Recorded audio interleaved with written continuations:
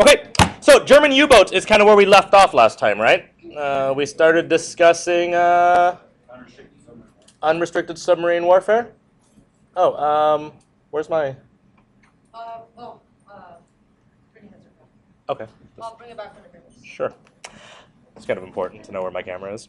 The German U-boats. As you guys know, the Germans have already begun unrestricted submarine warfare. Did we already get to the sinking of the Lusitania? No. The Germans decide we're going to start sinking ships. So one of the first ships that they sink is the Lusitania. And the Lusitania is a passenger ship. It's a passenger ship. It carries people. Well, the Germans decided to sink the Lusitania anyway, even though it was a passenger ship, because they believed that it was carrying what? Contraband, weapons, guns. So they sank it.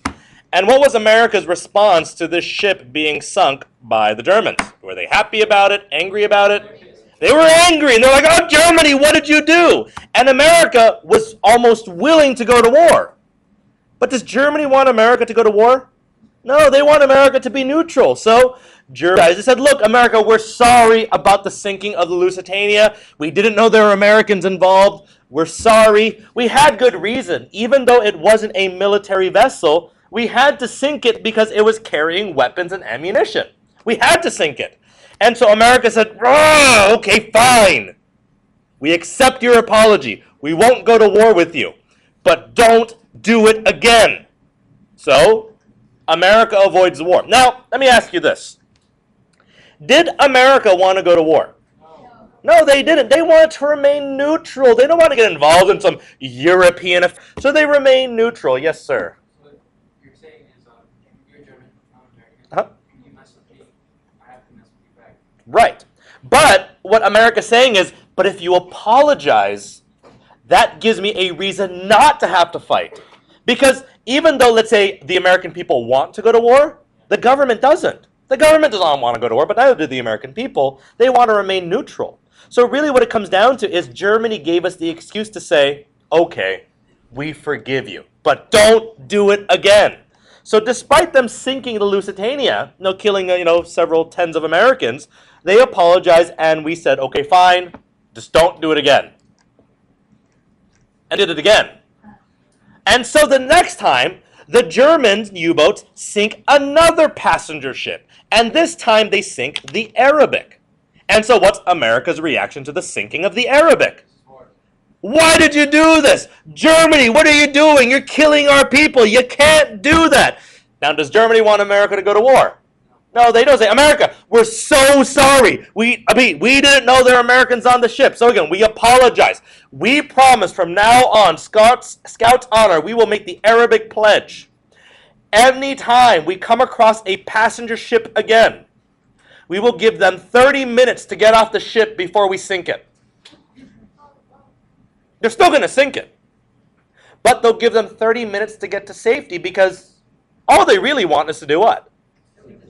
To sink the ship, get rid of the ammunition. So we'll give them 30 minutes to get off the ship to avoid any future disasters.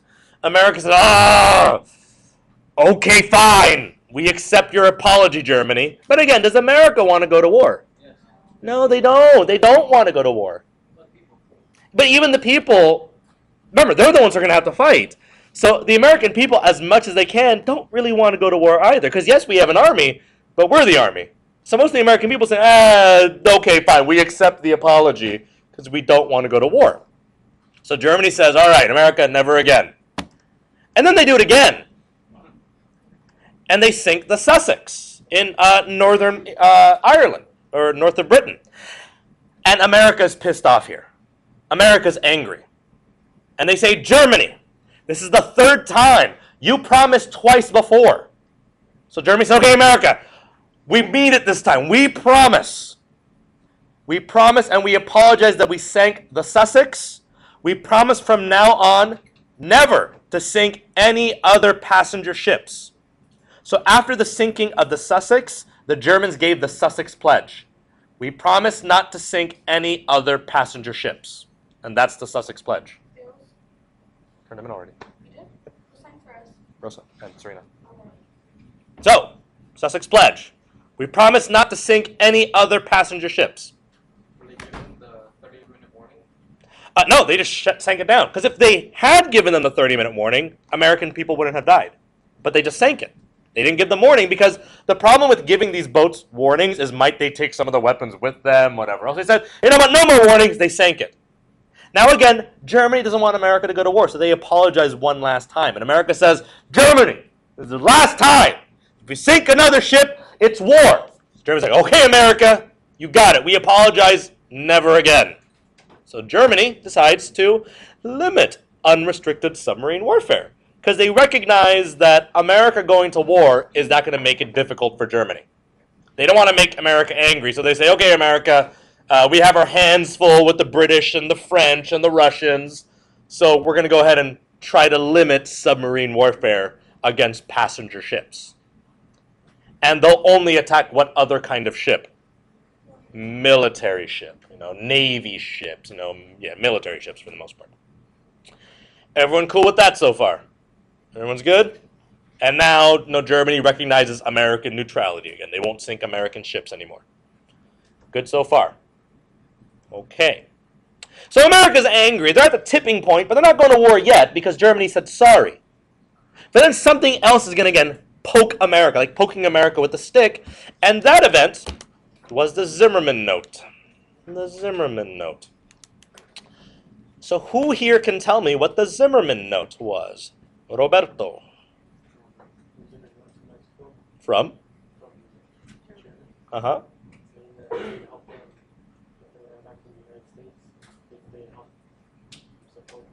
Yes, that is correct. So the Zimmermann Note was a letter from the Germans to Mexico asking them to attack America.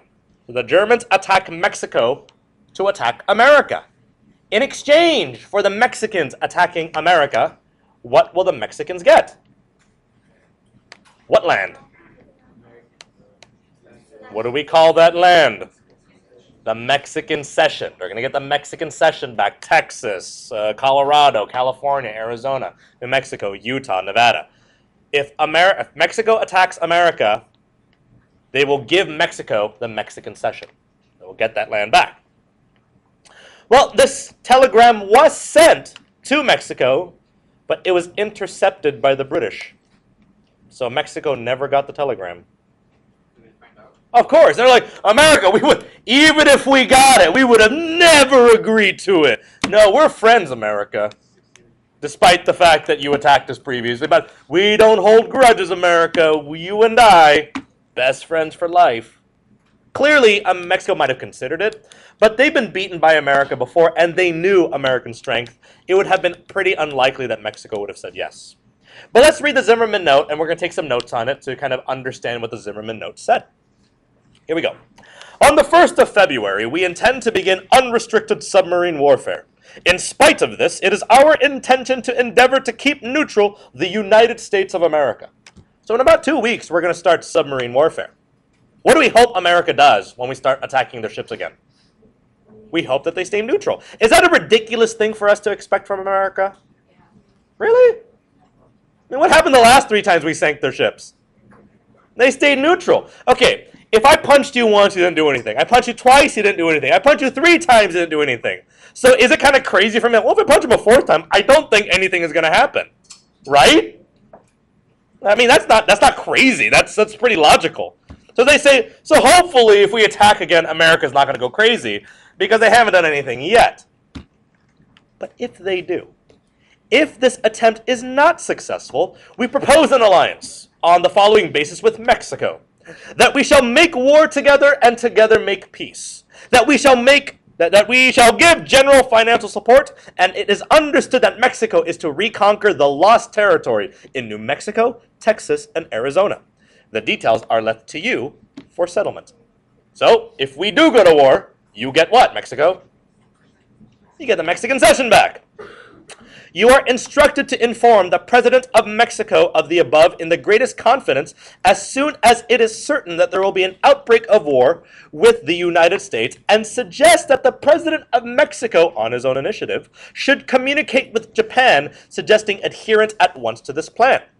At the same time, offer to mediate between Germany and Japan. So what else does Germany want Mexico to do? Yeah, get Japan involved. Like, by the way, can you let Japan know if they want to get involved in this war? Because it would be great to distract America with Japan and Mexico. So is Germany's being a little bit devious here. Not only are they getting Mexico, but they also want Japan to get involved. Please call to the attention of the President of Mexico that the employment of ruthless submarine warfare now promises to compel England to make peace in a few months. So according to the Germans, why is this such a good idea? Why do we think this plan is going to work? Based on this last paragraph, why does he believe this plan is going to work? Yeah, the war is going to end quickly because what's working? Submarine warfare is working. So there's an expectation that if we pick up submarine warfare, England's going to quit. And all that's left is America. And we can win that. So you should totally sign this and agree. Because America's probably going to go to war. They said so. But if you distract them, we're going to help you once England's defeated. And then you will get the Mexican cession back. Because they're the only ones left. And Japan's going to join the war too. So who's going to lose but America? Now, luckily, the letter was intercepted, and Mexico said, oh, we would have never signed that. But we'll never know, because it never happened. Nonetheless, here's the translated version of the telegram. We kind of knew it was a code because, you don't send telegrams with numbers and strings of numbers. And also, Mexico didn't have robots, so we just said something's fishy here. It just doesn't add up. So America's angry. Now, do we go to war yet? No, but we're right there. Like, oh, Germany. The Zimmermann Note and the Sussex. Oh, you are making us angry. And here's Germany again in a political cartoon saying, join with Germany and you get a bit of the United States. Who's he talking to? How do you know? Oh, because the sombrero makes him Mexican? That seems a bit stereotypical, guys. How do you know he's not Japan? I feel like maybe... you guys are being a little bit stereotypical? Just because he has a sombrero, he's Mexican? Yes. Come on, guys. That's... Oh, and the poncho? I can't come with the poncho sombrero tomorrow to school? You guys need to reevaluate your philosophies and how you perceive people. I've taught you better. Yes, he's Mexican, though. How would you know? Historically. It's clearly the Zimmerman. I mean, I know based on history, and it says 1917 here, that clearly this is a history, and also the political cartoon, I knew that this is published by that guy, so, I mean, I use knowledge and facts. I'm not biased by my racial, you guys. But Germany does begin unrestricted submarine warfare, and they start attacking. And at this point, they don't care if America goes to war. And there are a number of reasons why Germany says, you know what? Let's go to war. Even if America wants to go to war, it's okay now because there's no threat. Why is there no threat? First off, what do we expect to happen with England? England's going to surrender soon, right? We believe that the U-boats will force England to surrender. So England's no longer a threat. Who else are part of the alliances? Who else is part of the Allies? Well, France. Yeah, what happened to France? France is out. France was out early. What happened to France? Why did they leave early? What got them eliminated? What plan did the Germans come up with to eliminate the French? Oh, what's it called? It's a German name. The blank plan.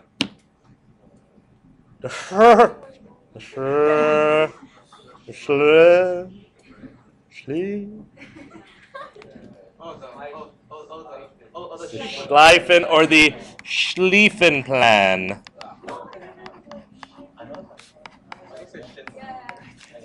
I figured after Schle, you guys would have figured it out. The Schlieffen Plan. What was the Schlieffen Plan? Yeah, they focus on who first? France. Because were they fighting a two-front war during World War I? Sure, and that was difficult for them to do. But they said, if you're going to fight a two-front war, who should you always attack first? The weakest enemy. And so they sent all their forces to France, knocked them out pretty quickly, France waved the white flag, and then they said one-front war. Easy. So France is out. Who's the other allied power that's left? It was France, England, and... not Austria-Hungary, that's a central power. Russia. Where's Russia? Russia's out. What happened to Russia? Why are they not here anymore? Not the technology. What event happened in Russia? The Russian Revolution. So the Russians pull out of the war, which means, why is Germany not concerned about America going to war? Yeah, who's going to help? Fine, America, go to war against Austria, Hungary, Germany, and Ottoman Empire. And by the way, is America going to go to war today? Are they ready today for a full-scale war? No, they have maybe a few troops. They have a small army, but they don't have a full mobilized army navy. So go ahead, America. Go ahead, declare war. It's going to take at least, what, 3, 4, 5 weeks for you to build up a navy and army to attack us? So can I wait? Can I risk going to war with America now? All my enemies are out. England is on the way out. And America is going to take at least 4 to 5 weeks to get ready. So what do I, as Germany, have to lose? Nothing. So they say, you know what? Go ahead. Go ahead and declare war. And so Germany begins to sink a crapload of ships. All those dots are ships that they attacked. Did they attack a lot? Yeah, this is from September to April. Here's from May to January. Even more so. They sank even more ships. And this is having a huge effect on England. England's about to bow out, right? England's shipping is completely destroyed. They're getting no reinforcements. They can't send ships out. They're not getting enough supplies. I mean, England is, buckling down. They're almost about to retire. But then they started attacking American ships too, which we expected them to do. And Wilson said, nope, no, not anymore. And so when German submarines sank 3 American merchant ships in March 1917, shortly after, in the next month, Wilson went ahead and asked Congress to declare war. You know what? Did Germany break their promise? Yes. Yes, they did. And they said, Sussex Pledge, never again. And yet again they did. So we said, it's wartime. So on April 6, 1917, at 1:13 p.m., America went to war against Germany. On April 6, 1917, at 1:13 p.m., you guys know how I know? It says right there.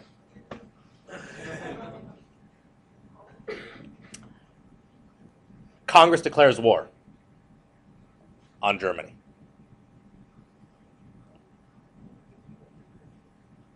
April 6, 1917. Don't worry about the time. 1:13.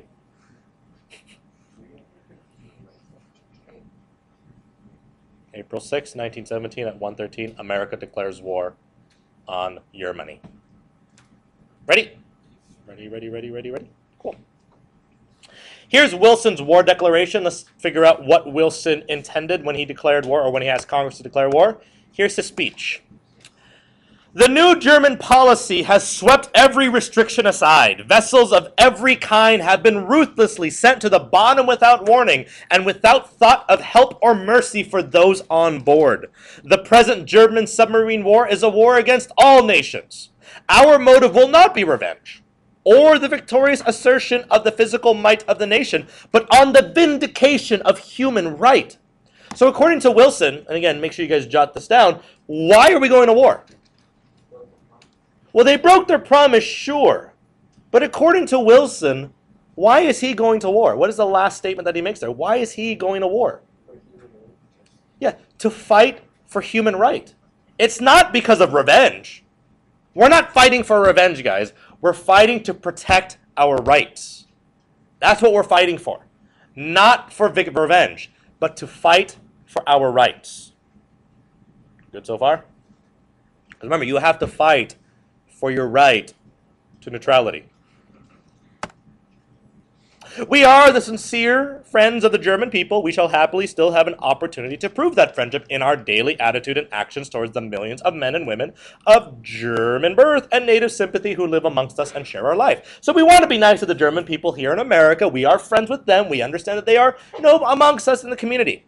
There are many months of fiery trial and sacrifice ahead of us. It is a fearful thing to lead this great people into war, into the most terrible and disastrous of all wars, civilization itself seeming to be in the balance. But the right is more precious than peace. That is a key line. But the right is more precious than peace. The right is more precious than peace. What does that mean? The right is more precious than peace. Helen. Yeah. I mean, our rights are more important than staying neutral. What do we have to do? We should what? Fight for our rights. You know, if I start taking away the freedom of speech and the freedom of religion, should you just sit back because you don't want to cause violence? Oh, I don't want to cause any trouble.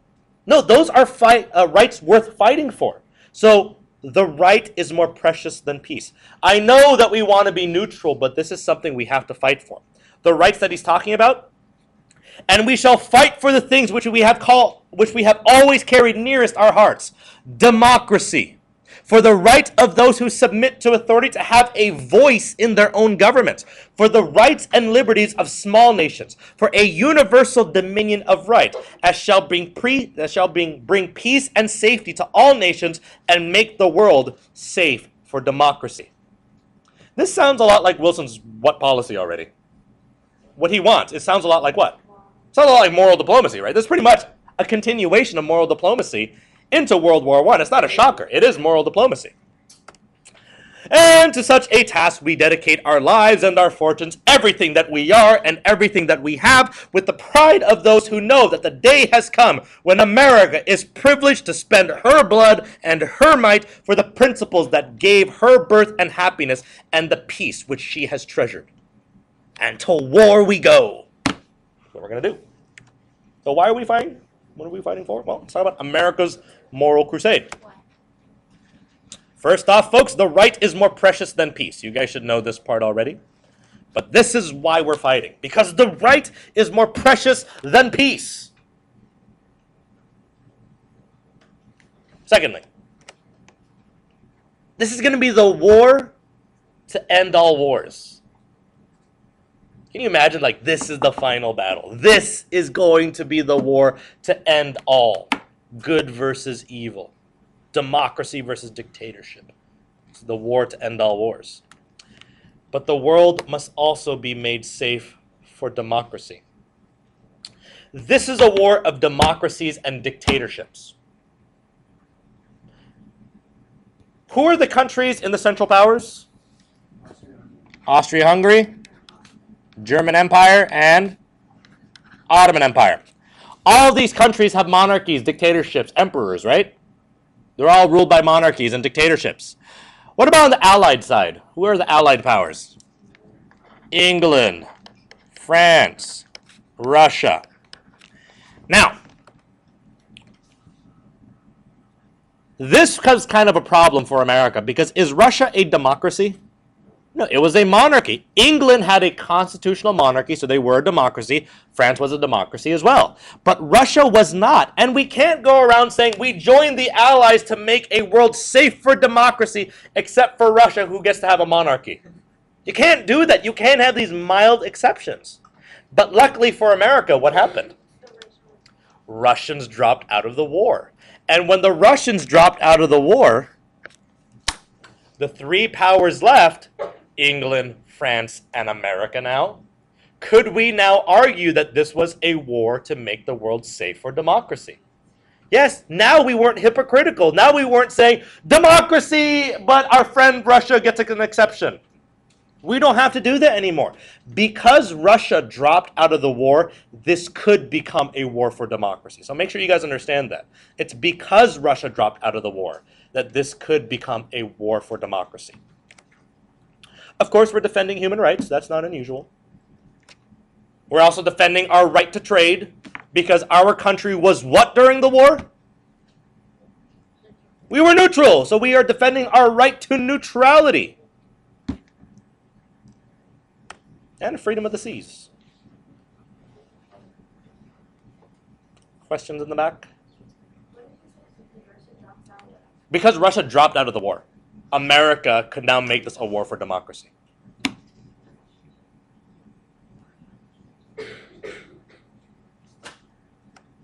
We went to war because Germany violated international law. They attacked innocent people. And the last two reasons were the more immediate reasons. the sinking of the Lusitania, Arabic and Sussex, and the Zimmermann Note. Of these folks, you should really understand Los Cinco.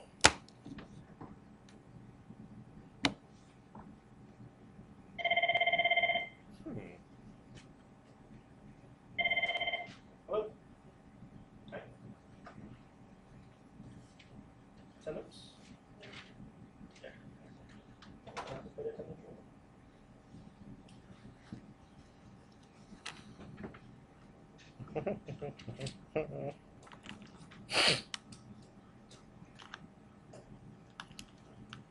Everyone good?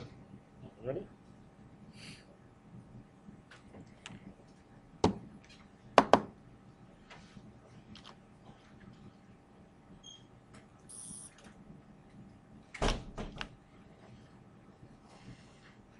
Okay. Of course, Germany stands over on their U-boat, daring America. I dare you to come. Because are they afraid? Do they feel that America is up to the task of unseating the Germans, the Austrians, and the Ottomans? Like, who is America? They're just emerging as a world power. You defeated Spain, big whoop, they're an old power. But we are a military force.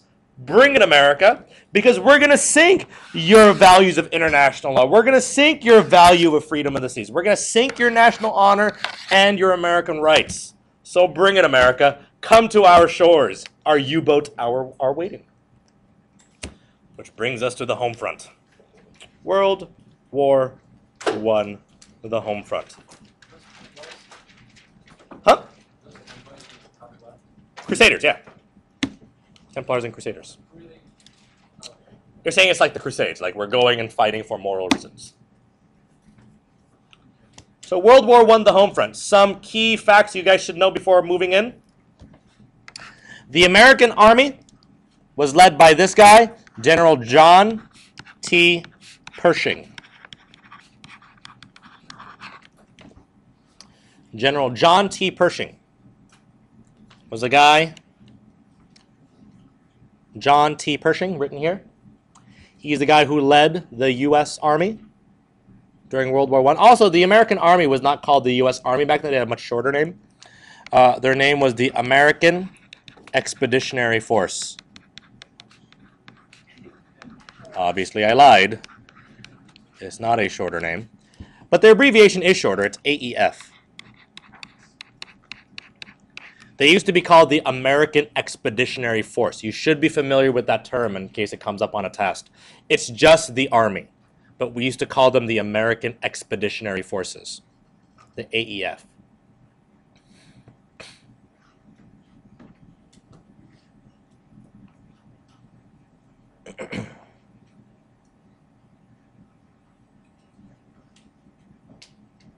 Cool. Cool. All right. So we got to get our country ready for war. So we got to talk about the home front. The first thing we're going to do to get our country ready for war, propaganda. So we're going to talk about the 6 steps that America took to get us ready for war or to move the country towards war. The first step, propaganda. This was led by the Committee on Public Information, also known as CPI. Not to be confused by the economic term CPI, that stands for Consumer Price Index. You should know it as just Committee on Public Information. The Committee on Public Information was led by this man, George Creel. Hence, the committee is sometimes known as the Creel Commission as well. Make sure you're familiar with both terms, Creel Commission and Committee on Public Information. I'll quiz you in like 7 minutes about it, so just remember. Committee on Public Information or Creel Committee. The role of the Creel Committee or the Committee on Public Information was multifold. The first task was to create public support for the war. The first task was to create public support for the war. Is it going to be difficult to fight a war if the people don't want it? Most definitely. Look at the war in Iraq recently. That was a really hard war to fight because people were against it. So their job was to create public support for the war. That's their first task. They did this through a number of ways. Some of the ways they did this were things like putting a flag in every yard. They wanted every yard to have an American flag. If you didn't have an American flag, you were un-American. That was the belief. So a flag in every yard was one of the things that they wanted to do. Also, more obviously, propaganda posters. Propaganda posters galore everywhere. Everywhere they had propaganda posters. Here are some examples of propaganda posters.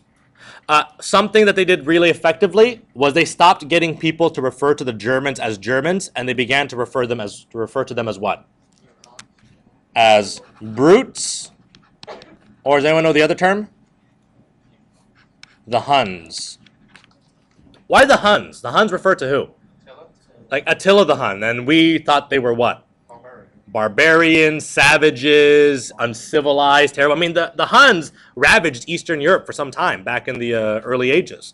And so there was a belief that the Germans were just as terrible, just as savage, just as brutish as the Huns. So we called them brutes. We called them Huns because we believed that they were just as terrible. And this really did help create this support for the war, you know, showing these images of, you know, American liberty being carried off by these brutes. One other effective way to get people to support the war? Over there, the World War I American anthem. This was pretty effective in getting people to support the war.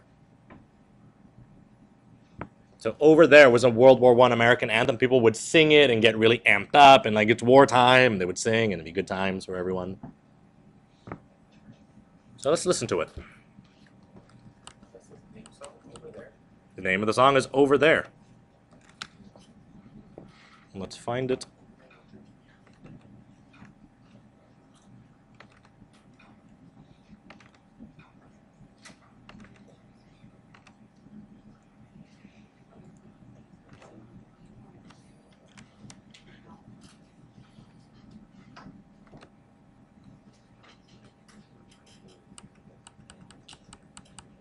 Donde?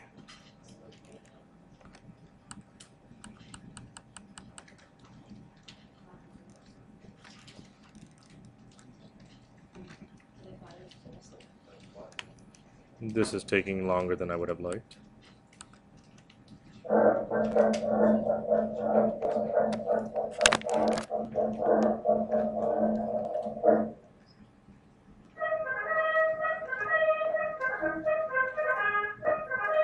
There are lyrics, so if you want to sing along, you're more than welcome to. Also, it's going to be like the lyrics where the bar moves, but it's not going to follow along with the song, because that's too hard to do. It's like karaoke.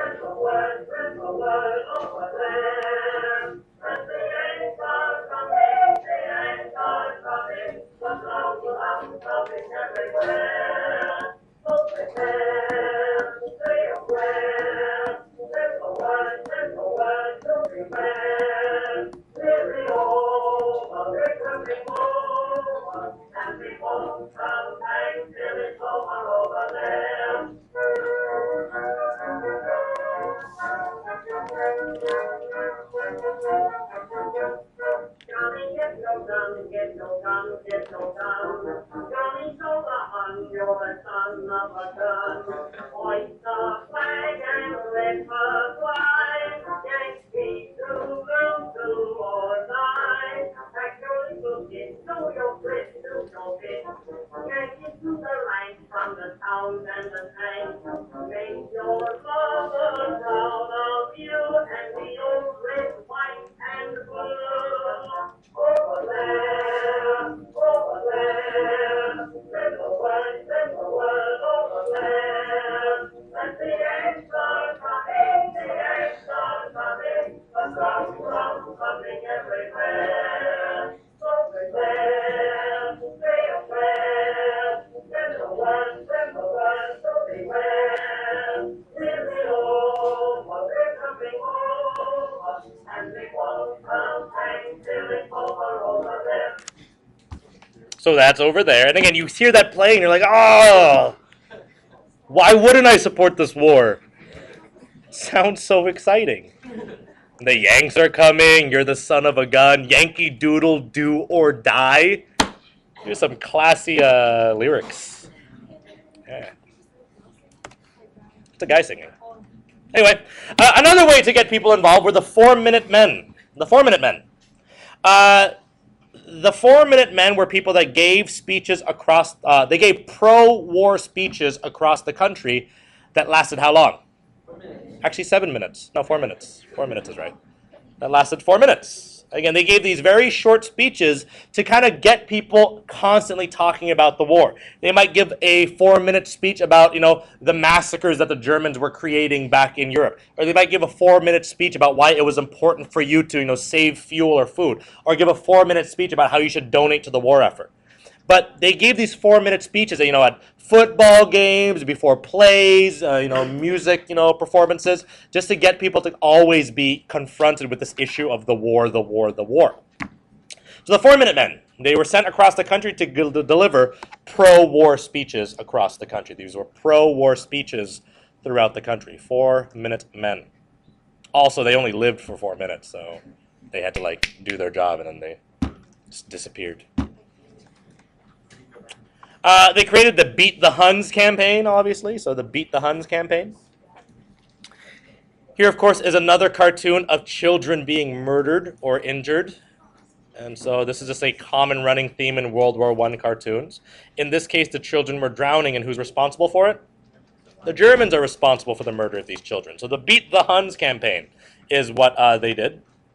Also, they created films or movies, short films, again, to discuss this idea of, what can you do as your part? If you're a woman, you could join the Red Cross. If you're a man, you could enlist.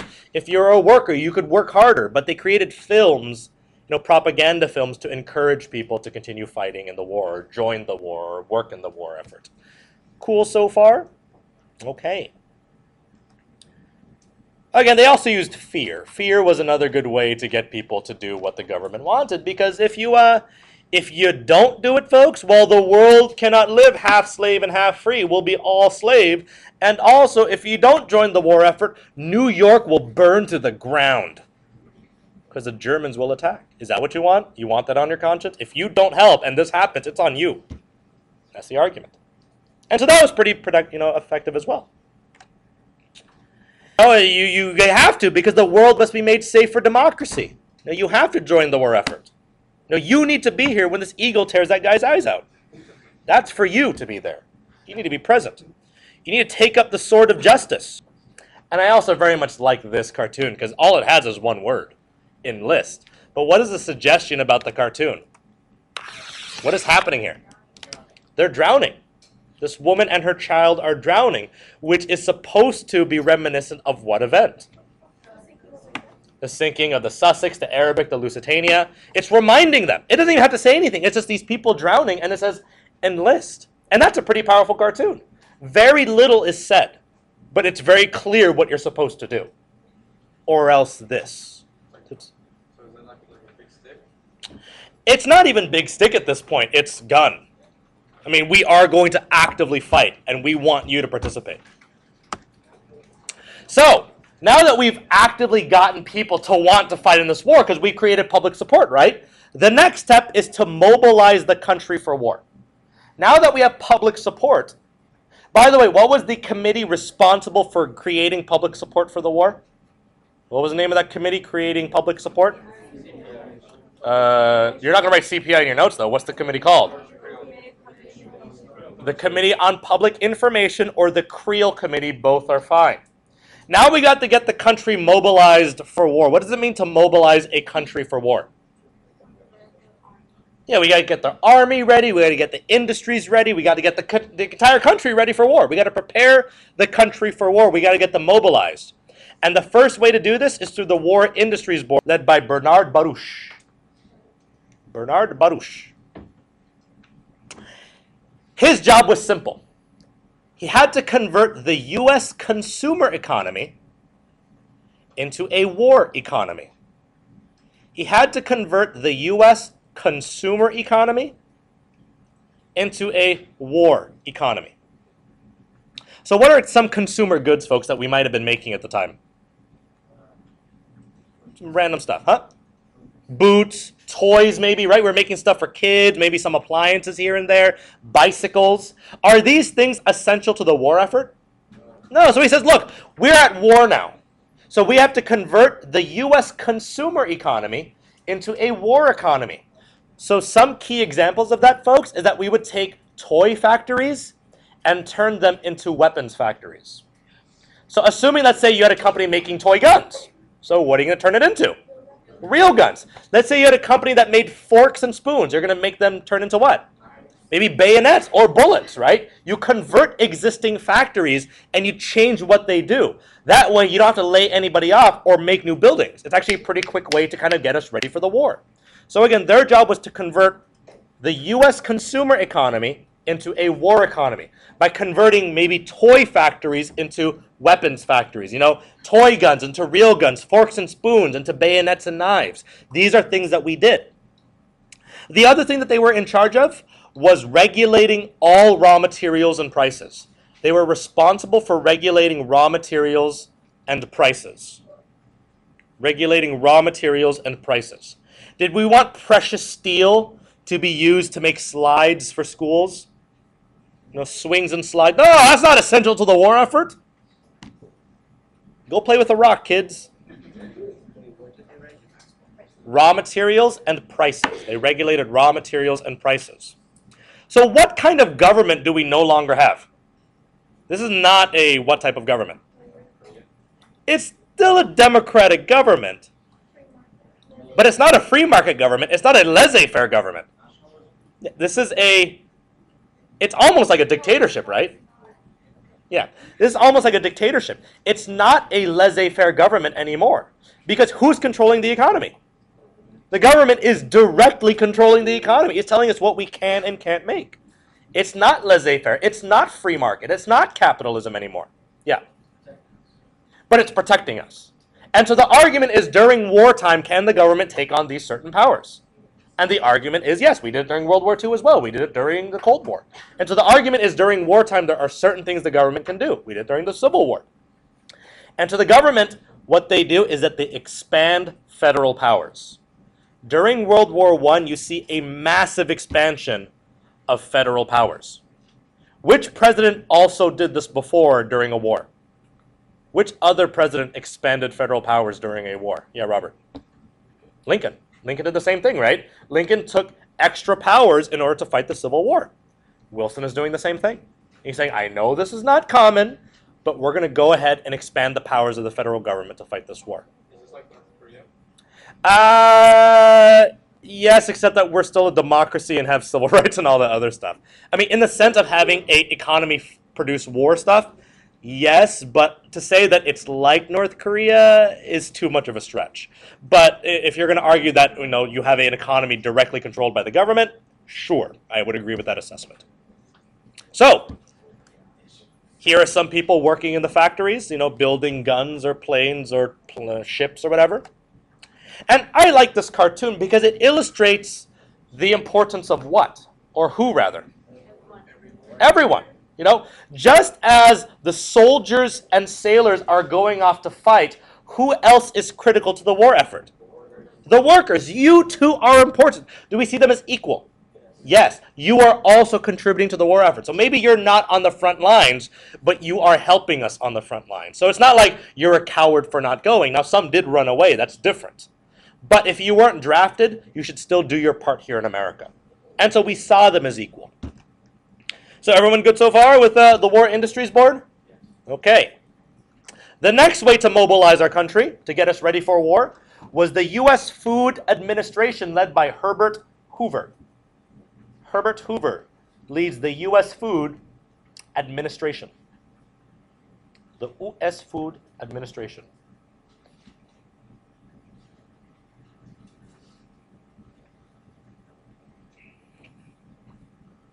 Now here's what they did. Their job was to encourage Americans to eat less meat and bread. Their job was to encourage Americans to eat less meat, bread, let me be more specific. Meat, bread, fats, to eat less meat, bread, fats, and sugar. So their goal was to make Americans eat less meat, bread, fats, and sugar. Because whatever we don't eat, what can we use it for? We can use it for the soldiers and the troops.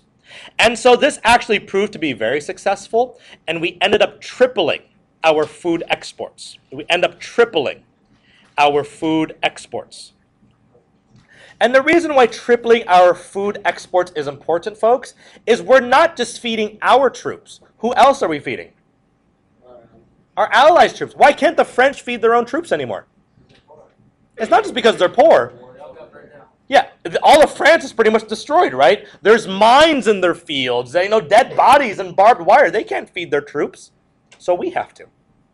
So we have to overproduce our food because we have to feed them too. And so we have to start making sure that we're conserving the food that we eat here. So here are some ways that we did it. Again, eat cane syrup, eat cane syrup, molasses, and don't buy sugar. It's the same thing. So eat molasses, not sugar, if you want to sweeten your foods, okay? Save on that. Don't waste food while others starve. You ever heard the story, eat all your food because people in Africa are starving? The same argument, right? It's the same argument. But there's a war going on. If you don't finish all your food, someone probably could have eaten that. How dare you? Also, can your food. If you're not going to eat it today, take your vegetables and your meat and you should can them. Why should you can your food? Yeah, so they don't spoil, so that you can use it later, so you save them. Because if you're not canning your food and your tomatoes go to waste, you're a horrible person. Because that tomato that you now have to buy a new one for could have gone to the troops. And instead of them eating it, you are buying it for yourself when you could have easily just canned your tomatoes. You worthless American.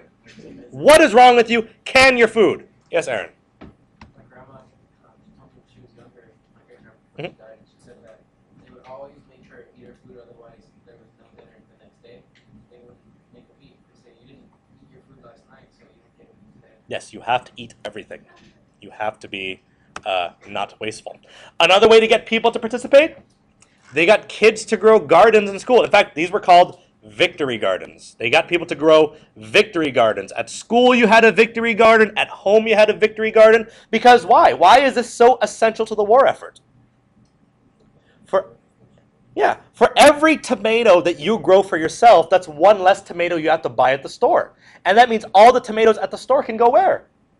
To the troops and the soldiers. So that's one tomato for a troop. And this is a potato for victory. And this is a corn of a cob that's going to kill the German line. No, these are victory gardens. These are victory tomatoes and victory, cabbage. It'll be great. Grow your own garden. You're, fighting for the war effort.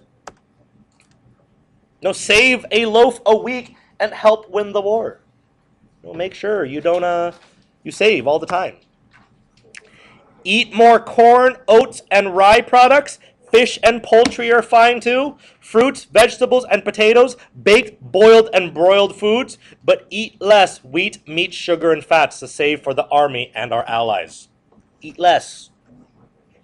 Be patriotic. Sign your country's pledge to save the food. And sometimes you get like a badge that said that you signed the pledge. I like to think the pledge said, I'm starving. Or like, I'm really hungry. Like, I am pledging not to eat, and I'm really hungry for America. Food is ammunition, don't waste it. I like this one a lot. Food is ammunition, don't waste it. Right, you're powering your troops. Help your boy at the front. Use less wheat and meat, send more to him. And also, fats are fuel for fighters. Bake, boil, and broil more, fry less. So the propaganda was actually pretty effective, right? Very good propaganda throughout. Grocery stores, signs, billboards, what have you. But they also had other gimmicks to get people to save food. Some of those gimmicks included Meatless Mondays. Meatless Mondays was a very good way to remind people to save.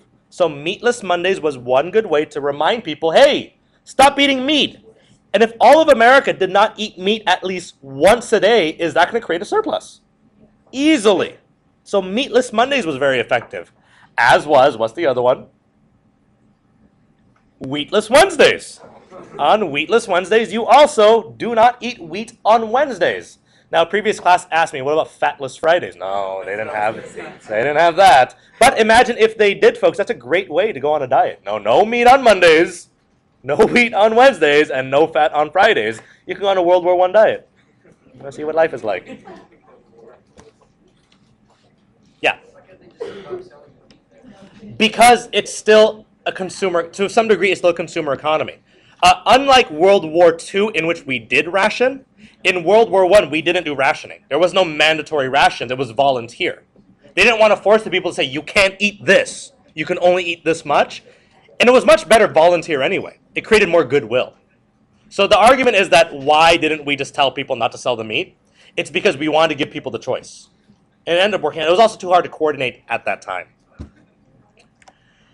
Well, folks, we saved food, which is good, but we're also going to save fuel. So you also have the Fuel Administration, led by Harry Garfield.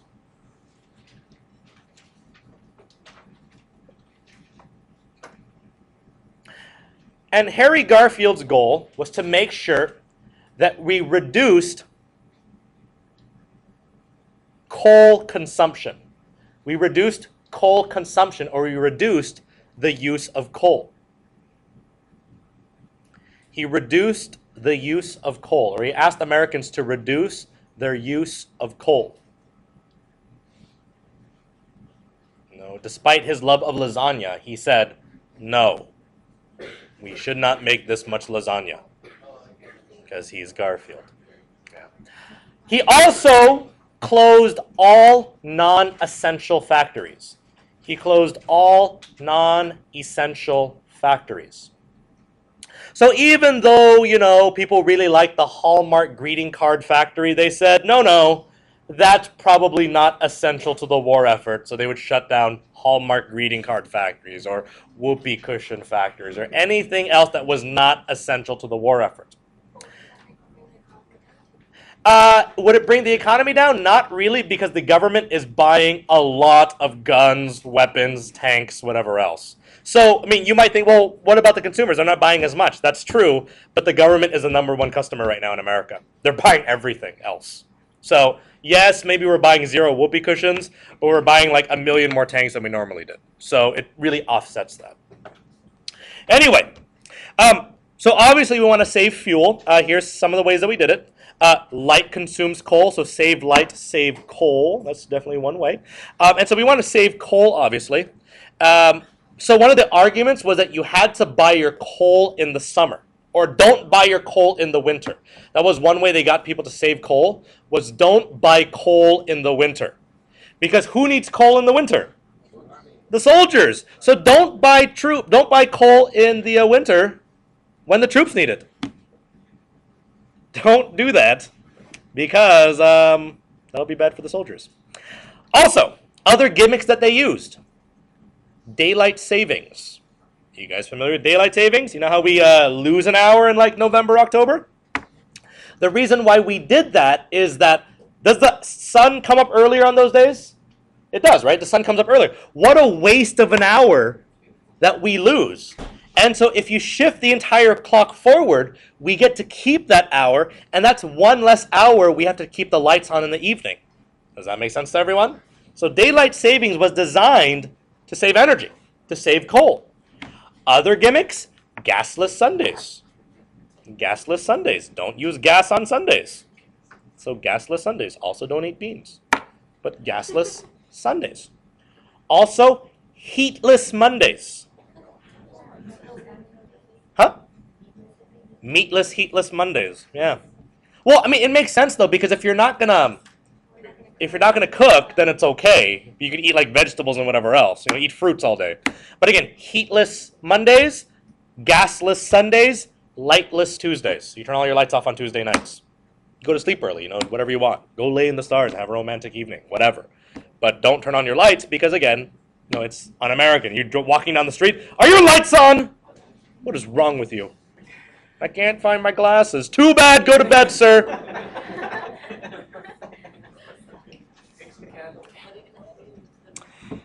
So, again, effective ways to get the country ready for war. So, everyone understand what's going on so far? We've developed a way to gain public support for the war. We've also mobilized the country for war. Now we have the right materials, we have enough food, we have enough coal and energy supply. What do we have to do now? Now we got to pay for the war. And we got to finance the war. We got to pay for it. And we're going to pay for this through the U.S. Treasury Department. And the U.S. Treasury Department is going to help pay for the war by doing what? Selling what? War bonds. We're going to sell war bonds. So we're going to have Liberty Bond drives. We would get people to buy war bonds. Does everyone understand what war bonds are? Does anyone have a question about war bonds? Like what they are again? Okay. So a reminder of war bonds, folks. Really simply, it's just a loan to the government. If I'm the government, you're going to give me $100 today, and in about 10 years, I'll give you back $102. It's not going to make you a lot of money, but the whole point of bonds is not to make money. It's supposed to help the government out. It's like a long-term loan for the government. But the nice thing is, I'm not going to fail to pay you back. It's a guaranteed loan.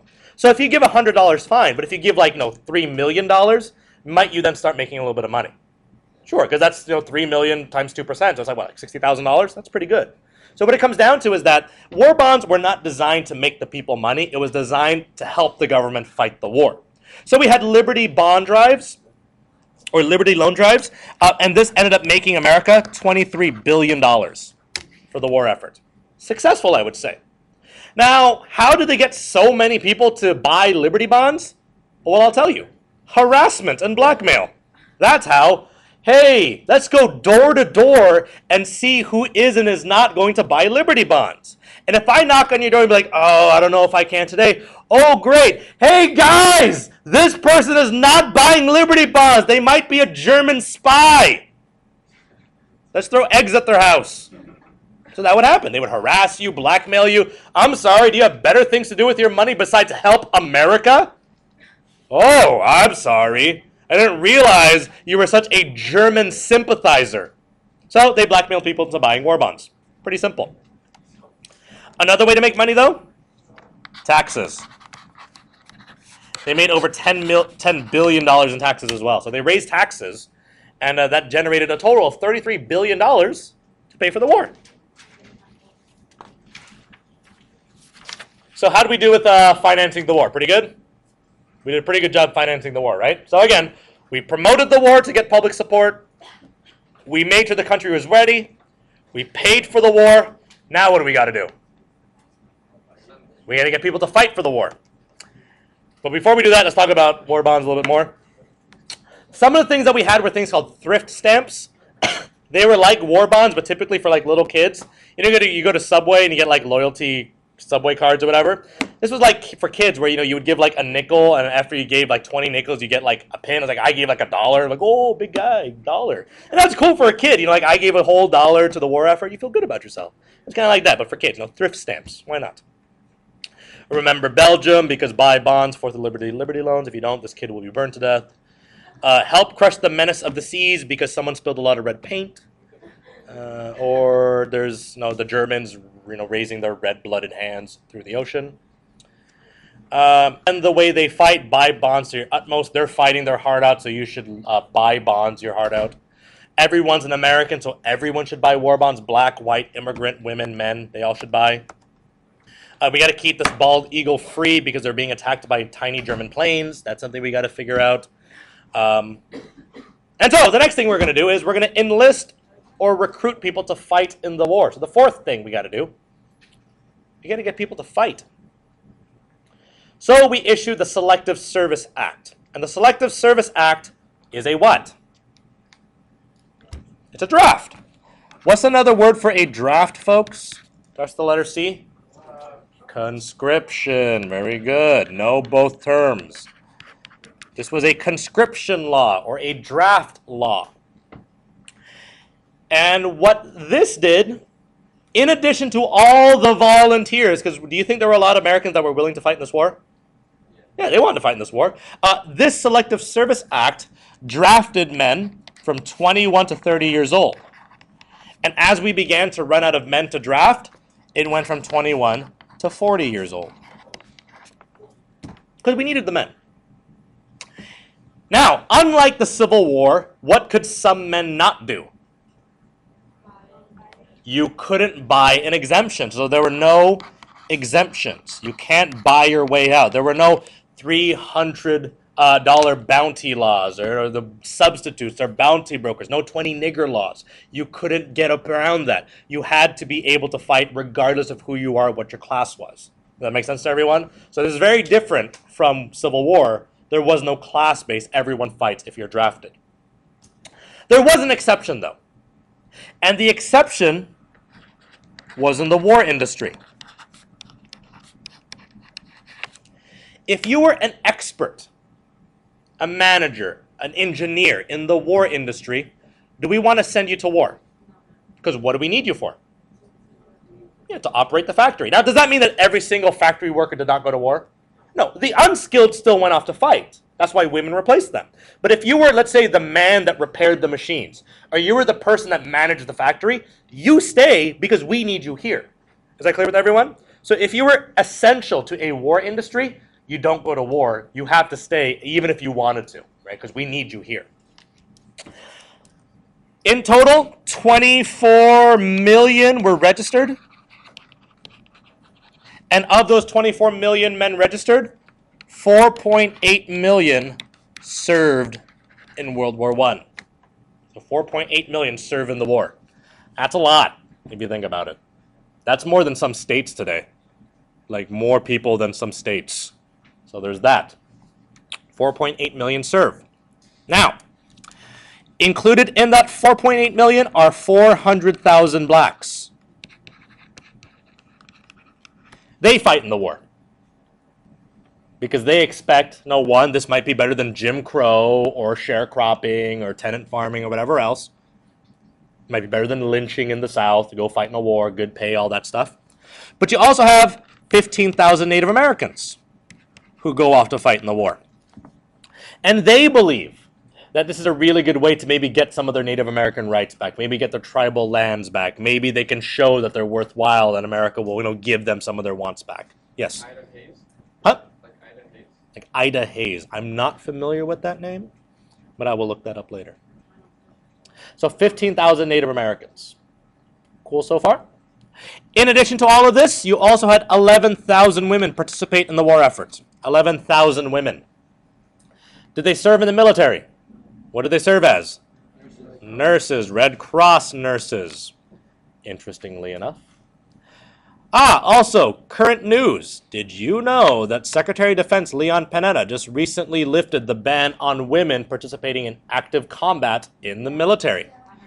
Up until a week ago, women could not fight on the front lines. They were not allowed because you were women. And despite the fact that some women are physically more capable of fighting on the front lines, they said women are just not allowed. Despite the fact that many women did actually have to fight because they might have been attacked, it doesn't mean that women didn't go to Afghanistan or Iraq. They did. Many women were attacked by terrorists. Many women were attacked while driving jeeps or convoys. But the change now is that women will now be allowed to do things like work in tank battalions or work in infantry battalions and be on the front lines. And why some women think this is important is that some of the top jobs in the military, about 80 to 90% of those jobs go to people that are in active combat. Which means if you're a woman, what are your chances of rising high up in the military? Very small, about 10%. 1 in every 10 goes to a woman. Are those good odds?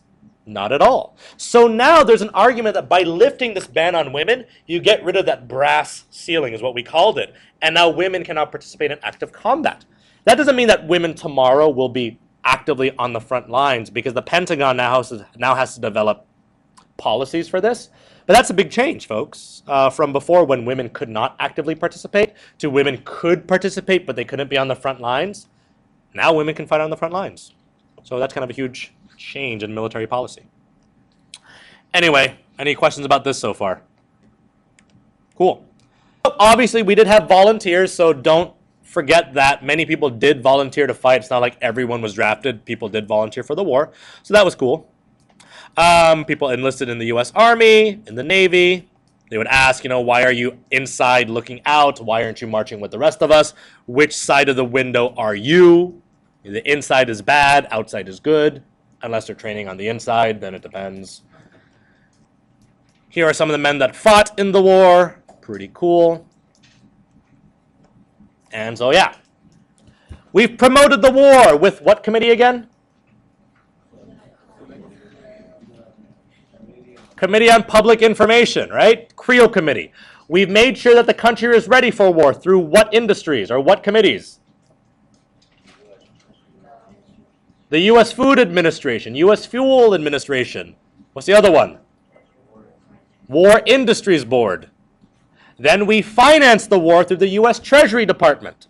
Then we got people to fight in the war through the Selective Service Act.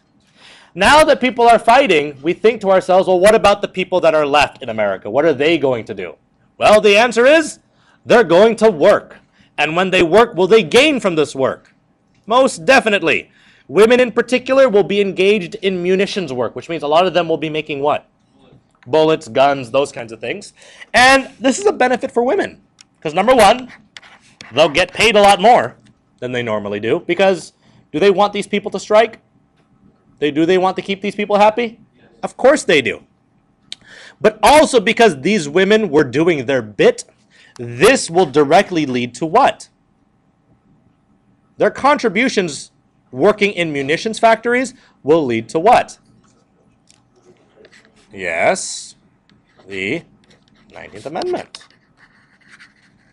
From opportunity to success. Hooray. Another benefit? The YWCA, the Blue Triangle. Women will now work as war operators. So women will take part in the war to some degree. And they will make sure that they're participating as war operators during the war. Communications. I don't remember that scene, but probably.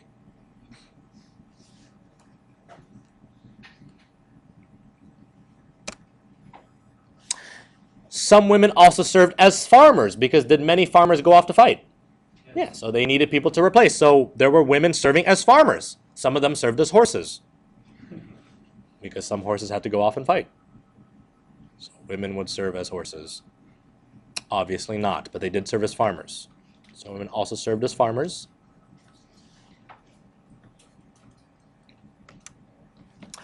Women were used in recruitment posters. This woman's willing to fight. Why aren't you men? Very sexist in that degree, yes, and they emasculated men. But again, back then, that was cool. You can do that. Like, if women can fight, why not you? I mean, a woman is willing to go to war.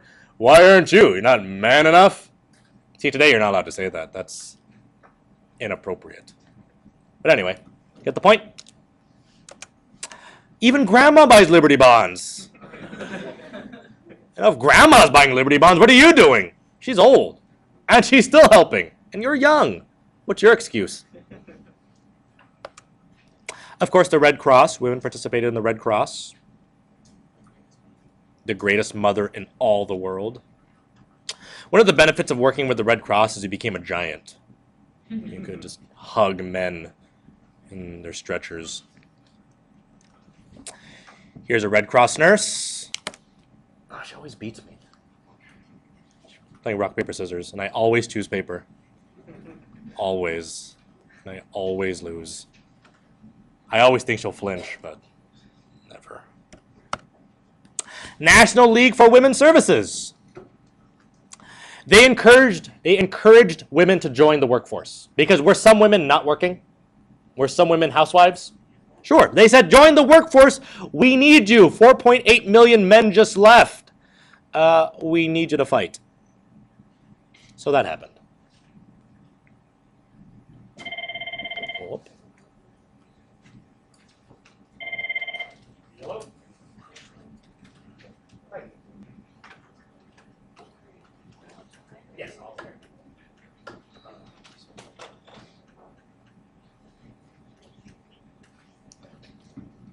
There's that.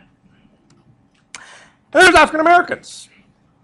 They did benefit to some degree, but we've talked about this previously, right? I mean, did they get much rights when they came back from the war? No. Not really, unfortunately. And they also did fight in segregated units, so there's that going on. I like pulling this picture apart. Here's this guy who doesn't know how to use a gun. I like to think he's like, pew, pew, pew.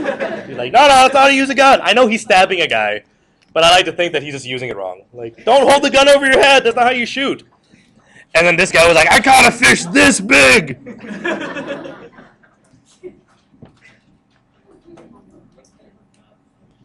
I know that that's not what they intended for. It's probably number 6 or whatever the number is. Whatever we are now. 5? Okay, 5. It's number 5.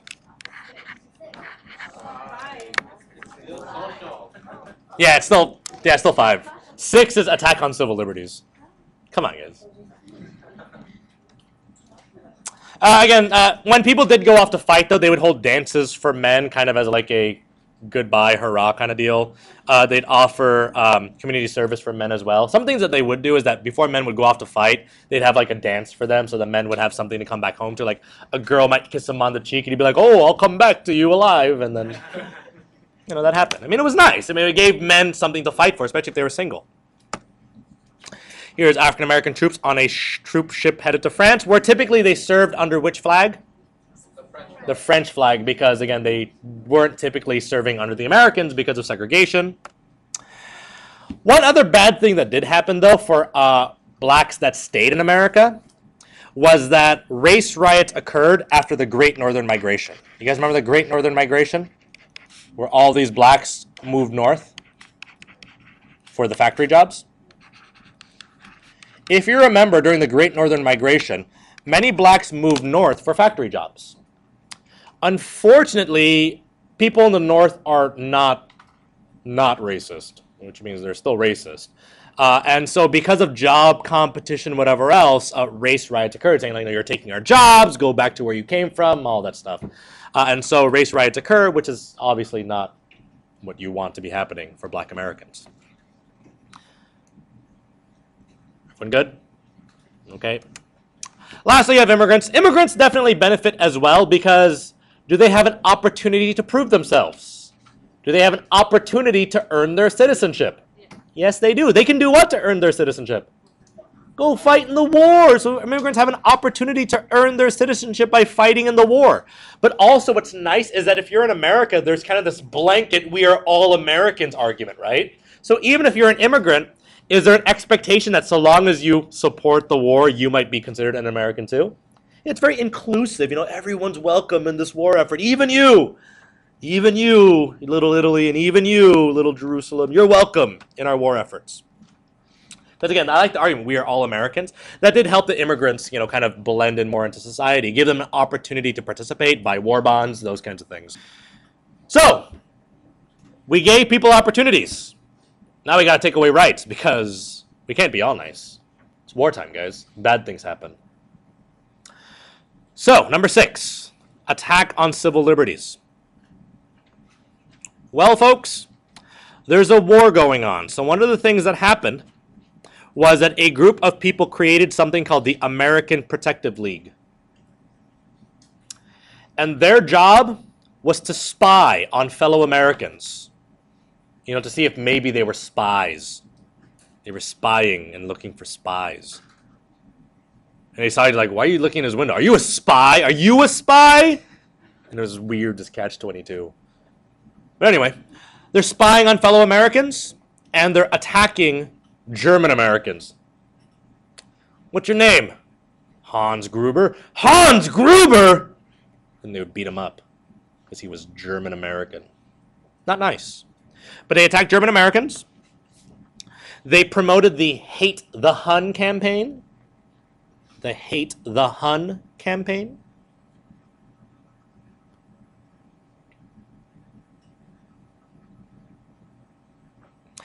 They also tried to ban all things German. They tried to ban all things German. Again, Hate the Hun campaign. And they tried to ban all things German. Like, you know what? No more Beethoven. That is too Germany for me. No Beethoven. None of that German music in here. You know what? Also, I see eating a hot dog. No sauerkraut on your hot dog. Not allowed. That's German. Pickled cabbage? What's wrong with you? Relish for you. Huh? Huh? Well, kindergarten they wouldn't get away. They wouldn't call it kindergarten. Let's call this preschool. Pre-1. Preschool is better. No beer. And then we just abolish it eventually. But no beer, because that's German. No hamburgers. Because Hamburg, Germany. Cheeseburgers are okay. But hamburgers, no. Not okay. But if it was German, you're not allowed. Or not allowed, but it's frowned upon. Is that man eating sauerkraut? Get him! Kind of what happened. So again, are they kind of taking away people's right to privacy here? Definitely. But again, they said, and again, the American government didn't say you're not allowed to do this. They kind of just turned a blind eye and said, hey, if it makes the American people feel safer, we're okay with that. And so the American government did not stop this. They kind of just pretended it wasn't happening. What we did do was this, the Espionage Act of 1917. Let's put these two together, the Espionage Act. Let's talk about this one first, though. The Espionage Act of 1917, let me just briefly summarize this whole thing. It said you could not criticize the war. Simply put, you may not criticize the war. It's like a gag rule, right? If you criticize the war, we're going to go ahead and put you in jail for up to 10 or 20 years, or fine you up to $10,000. That's a lot of money and a long time. What does this take away? Freedom of speech, freedom of press, all that stuff. Yes, sir. No, you can criticize Obama. Watch. Go on any website and just type in Obama critics and see what comes up. No, today you're allowed to do that. Now, if people say, oh, you can't like him because he's black or something, then that's because people are like weird about the whole racial thing. But it's not illegal to criticize the president. You can criticize the president all you want. I mean, look at how many people criticize the president today. Yes, but if it's another country criticizing your president, whoa, that is my president. Anyway, this takes away freedom of speech and freedom of press. I do like this picture, though, because here's a dove an olive branch representing peace, and they're like, kill it! Kill it! It's trying to promote peace! Kill that dove! It's evil. Also, there's a Sedition Act. Children again. Children again, this time being eaten by a large snake. The Sedition Act said, what? It was like the old Alien and Sedition Act. What could you not do? Sedition Act, folks. What did the old Alien and Sedition Act under John Adams say? What can't you do? You can't criticize the government. You cannot criticize the government. And so here you have a snake trying to consume free press, free speech, and honest opinion. But you and I both know they don't make it. It's poor kids. I like to think that they fight back somehow, and like with that stick they pierce through that snake. But we all know that's not the case.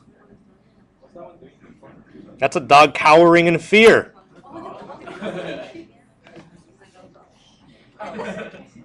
Brave young kids. Here's what the bill actually said, just for your reference. It was a crime to speak against the purchase of war bonds or willfully utter, print, write, or publish any disloyal, profane, scurrilous, or abusive language about this form of government, the U.S. Constitution, or the U.S. Armed Forces, or to willingly urge, incite, or advocate any curtailment of production of things necessary or essential to the prosecution of the Army with the intent of such curtailment to cripple or hinder the U.S. in the prosecution of the war. So don't do that. Again, taking away what? Freedom of speech and press. Speaking of which, Supreme Court case also ruled in 1917, Schenck v. U.S. And what the Supreme Court ruled in Schenck v. U.S. is the following. Free speech was limited if, so Schenck v. U.S. ruled that free speech was limited if it presented a clear and present danger. So again, Supreme Court ruled in 1917, Schenck v. U.S. Free speech is limited if it presents a clear and present danger. If it presents a clear and present danger. So today, folks, do you have freedom of speech? Of course you do. But what can't you do?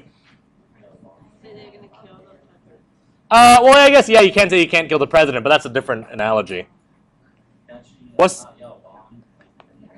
Oh, yes, you can't yell bomb in an airplane. You can't yell fire in a crowded theater. Why not? What is the problem with yelling fire in a crowded theater? Well, it's not just interrupting the peace. It'll cause panic. And people might get injured, right? People will panic, run out. People will get crushed to death. So if it causes undue panic and no danger, if it presents a clear and present danger, quiet down, folks, it could become dangerous. So it's one of those things today, folks, where even in a day where we do have freedom of speech, it is to some degree limited. I think last week it was, a high school student got arrested for wearing a t-shirt on a plane that said "Time to Die." Now, it's a simple t-shirt, but did it make people feel uncomfortable? And so that person was taken off the plane, and the question that we now have to ask as a society is, does a student or that person have the freedom of speech to wear that? And that is a debate for the courts, but that's an interesting debate, right? The shirt in and of itself is, but why should he have to wear a jacket, some would say? They would say, doesn't that person have the right to wear whatever he wants? It's not hurting anyone. It's just a t-shirt. But yeah, but others would say it might not just makes it uncomfortable. It might create a panic. That's the flip side. So does your fear of panic trump my freedom of speech? And that's where the debate begins. And that's what the Supreme Court has to decide. So even today, folks, that's still something that we debate as a country. Yes. Huh? I probably have. I don't know.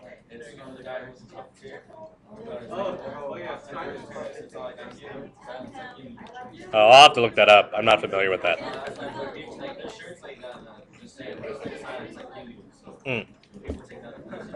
Right. So, I mean, there's always that. In any case, folks, there's that going on.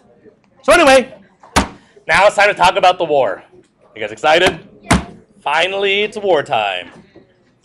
Time to talk about the war front. So the war front. You're like, finally! Well, a few things you guys should know about the war are some data. You don't have to write all of this down, but the facts you should know. America had 325,000 casualties and spent over $32 billion on this war. That's what we cost, and what we spent. Now, casualties means what?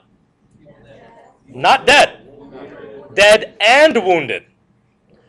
Killed is 110,000. So make sure you guys are familiar with that term, folks. Whenever we mean casualties, it's killed and wounded. But they have to specify killed, and they usually have to specify wounded. So whenever you see casualties, like there were 3,000 casualties in the storm, that doesn't necessarily mean that 3,000 people died. It means that maybe 2,000 people died and 1,000 were injured. So just be aware of the term casualties. A lot of people use it incorrectly. Make sure you guys use it right. But 110,000 did die, and we spent over $32 billion on America's side. If you look at the other numbers, folks, Russia ended up having 9 million casualties, largely a product of the fact that they were a very backwards country. I mean, they did not have the technology to fight this war, which is part of the reason why they opted out. Also, Germany ended up spending $58 billion on this war, and they still lost. Can you imagine spending all that money and they still lost? We're going to come back to this data again later because I want to see all of this cost and who's expected to pay for it at the end of the war? Germany. And they're going to be like, I don't know if we're going to be able to do that. And we said, who cares? So anyway, folks, that's the war, and ended on November 11th, 1918.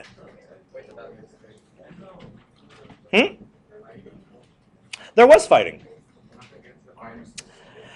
Well, for the purposes of the AP test, no. So I want your notes to cover everything that you need to know. On Friday, we'll cover a little bit of battles. I'll show you guys some video clips of stuff and show you guys some scenes.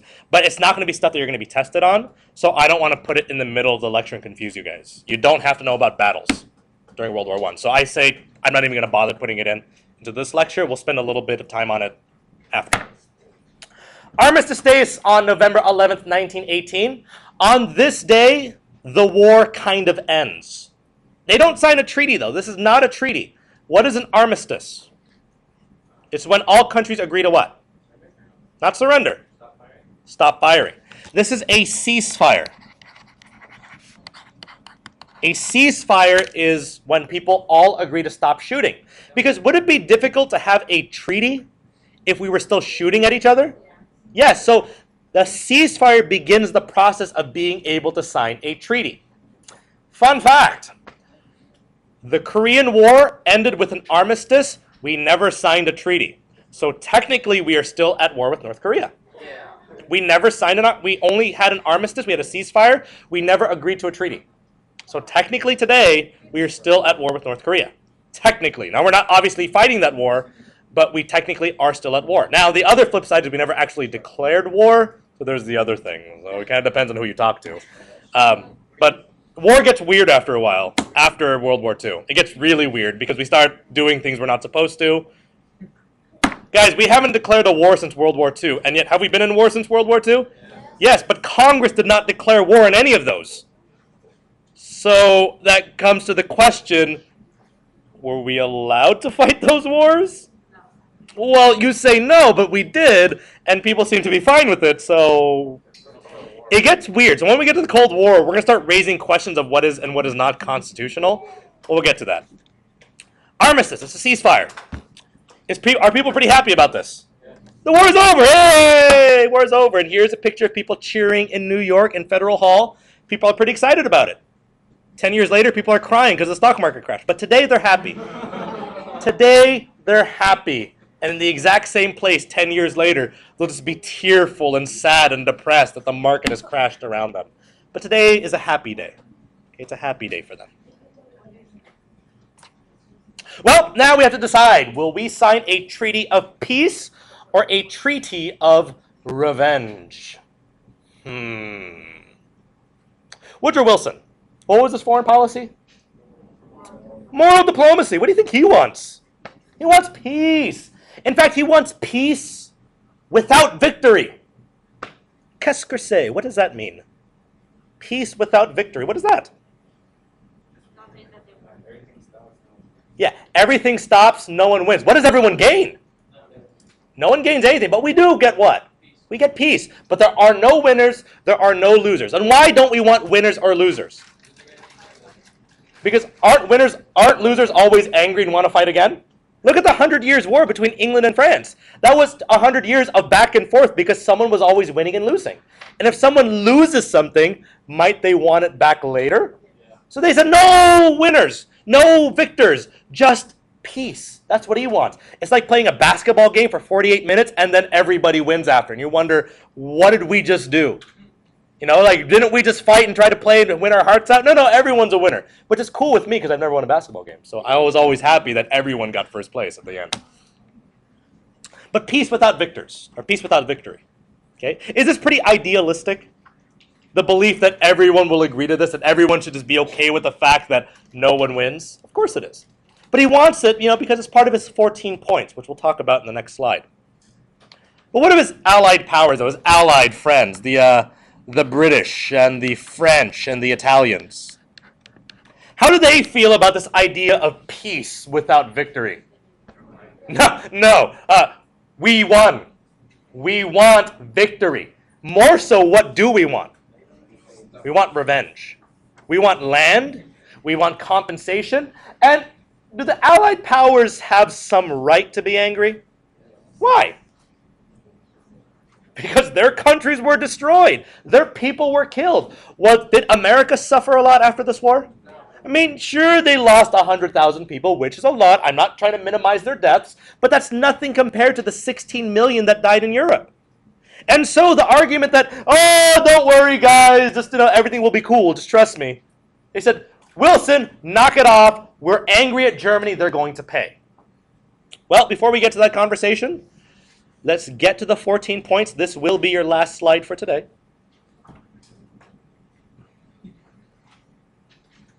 Wilson did have what he called his 14 points. His 4 key points that he wanted all Americans to adopt, or all countries to adopt in the treaty. And yes, I know there aren't 14 bullets here.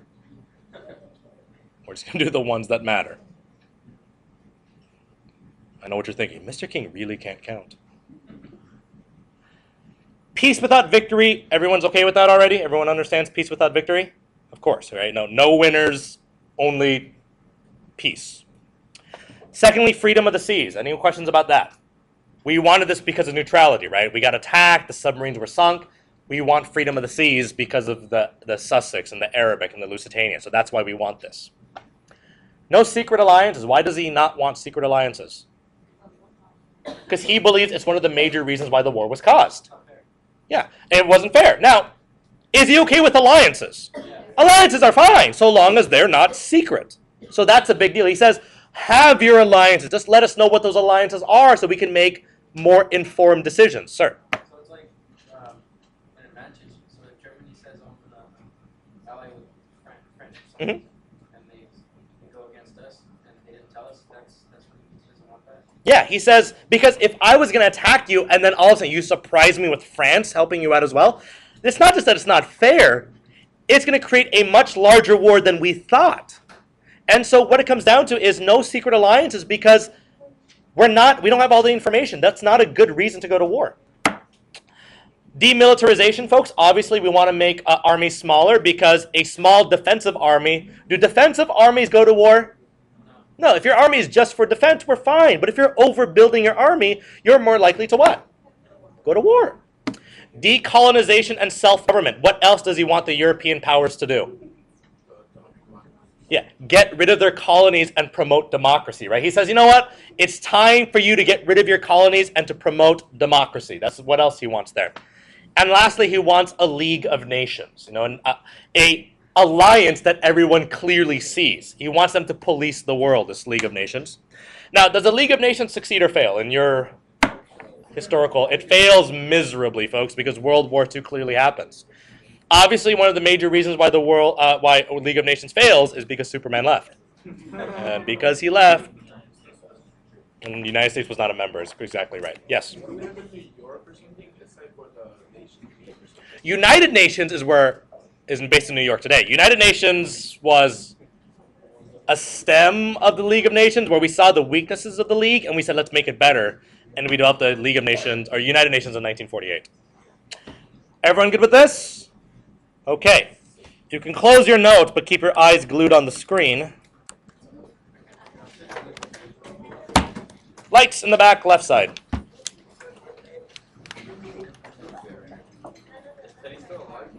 What? Teddy Roosevelt? Oh yeah, he's still alive. Okay, folks, so, fun fact. How many of you knew that we had a World War I memorial on our campus? Yay, a few of you. Hooray. Now, largely, folks, Many of you that were informed by your teachers that we had a World War I memorial on our campus told you that because of me. Let's go back in time about 6 years ago. I started teaching here at La Puente High School. I did something called the Monument Project, in which I wanted students to take a historical event, time, place, whatever, and make a monument out of it. And so one of the ways I wanted to get inspiration for this was to see if La Puente High School itself had a monument. I mean, the school is old. It's very old. Its centennial is coming up in a few years. So I figured there must be something here if the school was built in 1915. Well, I walked around. I saw the mosaic in front of the gym. There's a mosaic in front of the office. And then I came across this giant stone pedestal in the middle next to the little theater. And I had to ask myself, well, what is that? I read the plaque and instantly knew it was a World War I memorial. But I asked my fellow colleagues here at the school, and they said, what is that? And they said, I don't know. Because to be fair, folks, it was something that wasn't part of the school. I mean, it was part of the school, but it's so far off center. It's way over there. People kind of forgot about it, and most people just didn't care.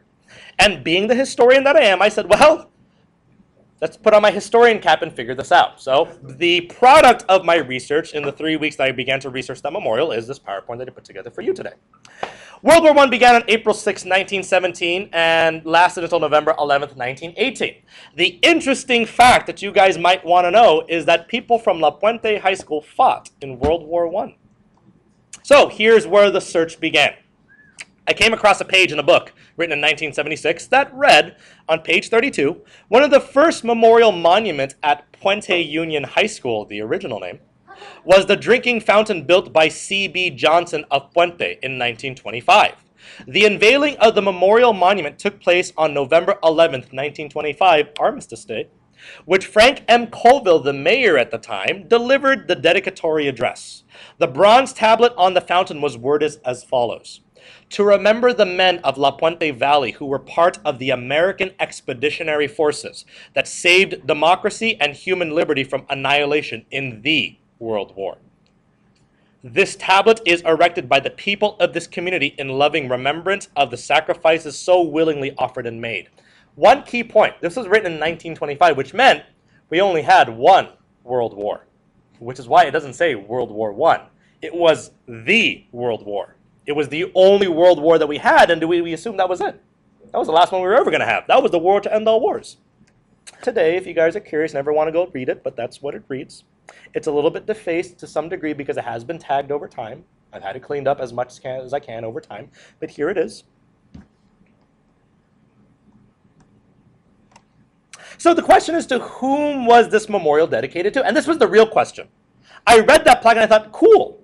Well, my question was, well, who did they make this for?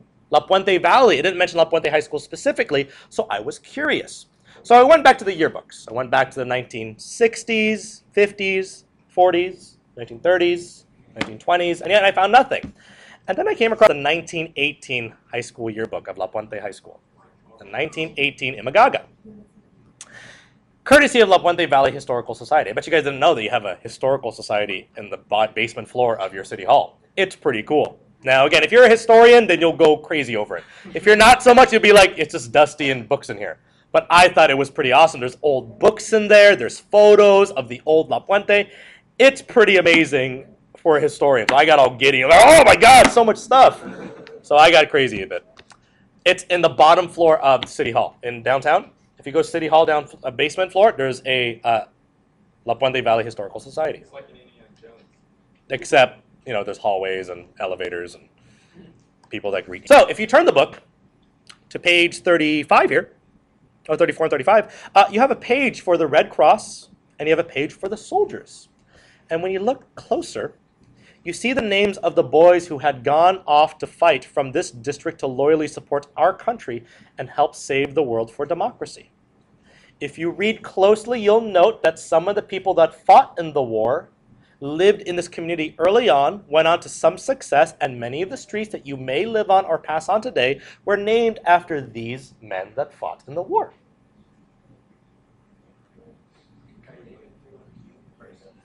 Do some of you guys see names that you recognize on street signs throughout the city? You probably should.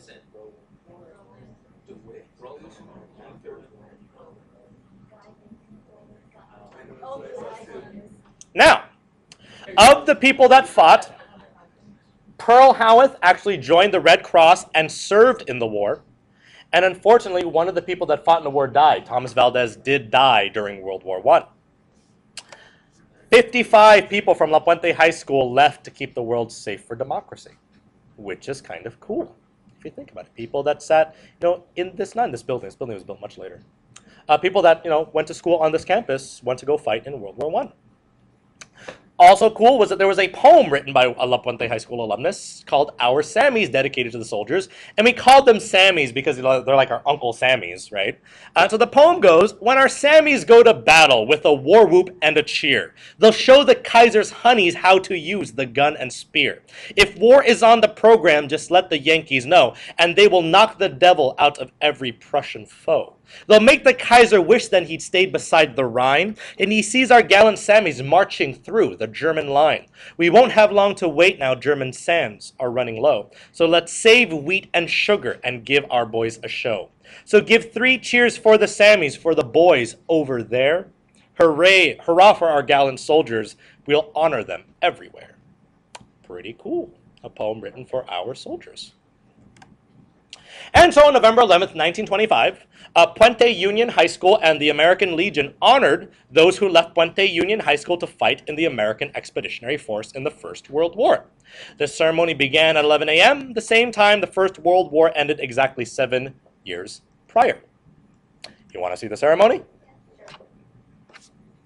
The flag of the United States of America flew from a 15-foot pole atop a newly erected mass of stone and concrete. Each one of its 4 fountains were ready to bubble at the twist of a wrist. So it was a 4-sided water fountain. To the right of this impressive memorial was a star-draped platform from which prominent men of the community would speak. Members of the ROTC band in khaki and puttees, and an audience of men and women listened seriously. Even the few children present were quiet. If you notice in the background, that is in fact the old little theater before it was torn down because of the earthquake. The old little theater used to be 2 stories. And here's another photo, much closer, of the school back in 1925. Spanish arches connected the little theater with the what the heck was the science buildings on the right side there. And again, I did a lot of my research because I found a lot of this information. Luckily, someone in 1926 had written a lot of these notes on the back of the picture. And so luckily, I was still able to decipher the readings after in 2008, which is kind of cool. Here's another picture of them at the dedication of... A stage. They made a stage just for that. They put out a stage just for it. So the World War I monument in recent years. In my search, I found photos from 1987, and then I tried to retake those same photos in 2008, just to show contrast. I haven't taken photos since, but you can definitely walk up to the monument yourself and see what's changed in the last 6 years. But here's 1987 and 2008. It looks the same. Looks roughly the same. But what do you notice?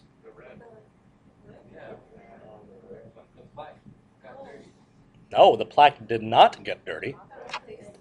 The plaque went missing. And in 1987, someone finally realized the plaque was gone. We don't know how long it was gone for.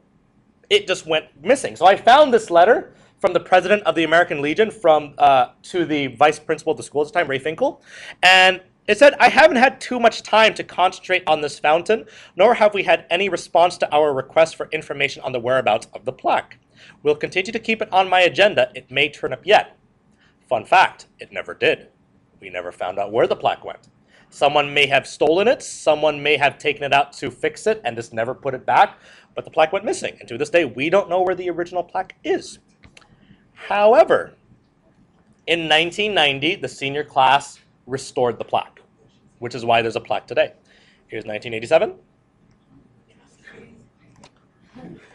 Today, but this is 2008. Now, there was tagging on it, so I had that removed. obviously. But this is still your four-sided water fountain from today. There's no flag anymore. The plaque was restored back in 1990. This used to be all brown because it's faux wood, but it is made out of concrete. But the idea is that it's supposed to look like wood. All of the stone was taken from the quartz, the quarries around here, La Puente. And so, yeah. So this is the history of your school. The question is, to what degree have you taken care of your monument? No flag, not an operating fountain, highly regarded. Huh? Many years ago, I forget how long ago, they just shut it off because it just wasn't being used. Now, we don't know if it could run again, but it's something that we could look into. My goal is by the centennial, it becomes up and running again. It becomes something that is used again because, again, this has been around since 1925. This is the first memorial at La Puente High School. In addition, folks, you might be interested in knowing that there are other elements on your campus that you may not realize are pretty cool. One of the trees in front of Miss Espinoza, the ASB room, Miss Jahan's room, one of those trees is called the Brie tree. The Brie tree was planted in dedication of the first principal of La Puente High School. I bet you don't know which one. Also, you know that white box outside the library? It's like just filled with dirt between the little theater and the library. You just wonder why that's there. That, ladies and gentlemen, used to be a 3-tier fountain with fish. Back in the day, there used to be a 3-tier fountain with fish. If you look at it, there are actually holes at the top of it so that when it rained, it wouldn't overflow, and it was a spill valve. And so water would just kind of fill out completely. And so there are many little elements of La Puente High School that you guys might not be familiar with. But the question is, this is your school, not true. It's very true. But the centennial is coming up, and so it's going to be, it ultimately will fall upon me to make sure that the 100 years of La Puente High School are honored appropriately by the time the centennial comes around. Yeah, that's going to be part of my job, is to run the panel that make sure that La Puente High School is honored appropriately for the 100 year. No. But folks, in case you're curious, I mean, it wasn't very much work, but this is the work that I did put together to kind of put the thing together, which was kind of fun. It's fun, folks. History doesn't have to be dead. History can be you in a lab one day discovering things that people stare at every day but don't really know the significance of.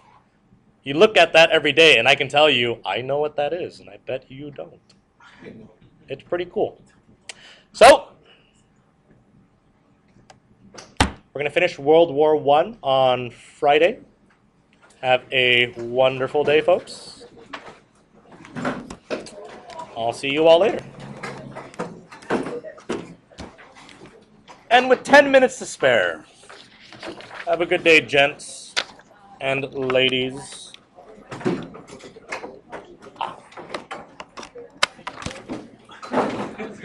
Don't grab the light, please.